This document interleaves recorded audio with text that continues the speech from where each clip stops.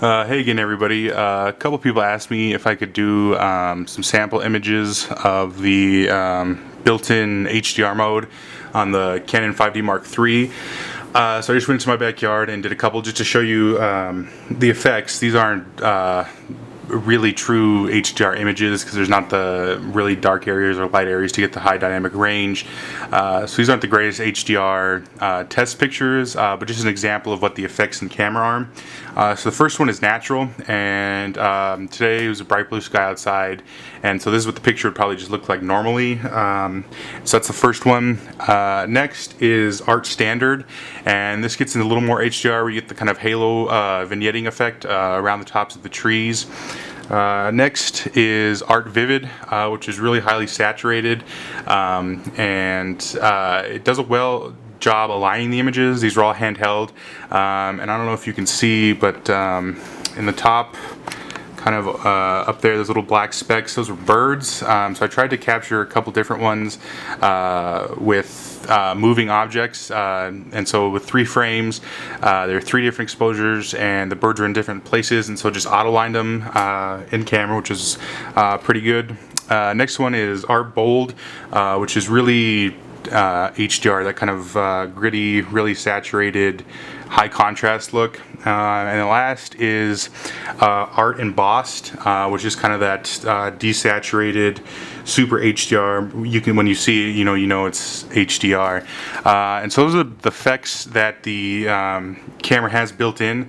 Processes the images pretty quickly. It doesn't take long to set up HDR with the I think it's creative mode button it's called. But you just go in, set what you'd like as far as exposures, snap 3 pictures, and it does it. The one thing that I don't like is that the image that it builds in the camera saves it as a JPEG, but you can save it so that the 3 images you took will save, and you can keep those in RAW if you wish to do HDR in Photoshop later and build your own. So you don't have quite as much editing capability afterwards with the images it makes built in. But just to go over the modes real quick in HDR. So once your camera is on, you click the little button right here, and you can just scroll over to HDR, and then you enable HDR. And right here you can choose auto, and these are for the stops in between.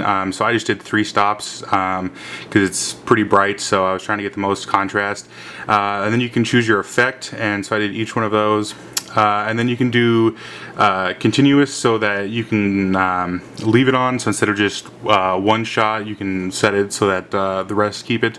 And then auto align image is really nice as far as for handheld, so you don't always have to have the camera on a tripod. And then last is to save the images. You can just save the HDR image that the camera makes, but I would recommend saving all images. So if you are shooting in RAW or JPEG, or RAW and JPEG combo, you'll have those images later. If for whatever you don't like the image that comes out in the camera, then you can create your own later in Photoshop. So it's really quick, simple to use. Once you set your things, you just exit out. It'll take 3 pictures, and then it'll build your own HDR with those. It's really quick, really simple, and easy. So far, with different test shots, it does a pretty good job of creating the effect you want. I really don't like the kind of high gritty contrast that it creates, because it has a lot of kind of halo and that like white effect. But just for like the standard and the natural looks, it works really well for landscapes, I found out. And so I'll be doing a bunch of those on Thursday and this weekend in Rocky Mountain National Park to try and show some of the multiple exposure features and all that kind of good stuff. So I hope this helped for the people that requested that they wanted to see some of the sample images and the effects that it creates in camera. Stay tuned for more videos soon, and once again, thanks.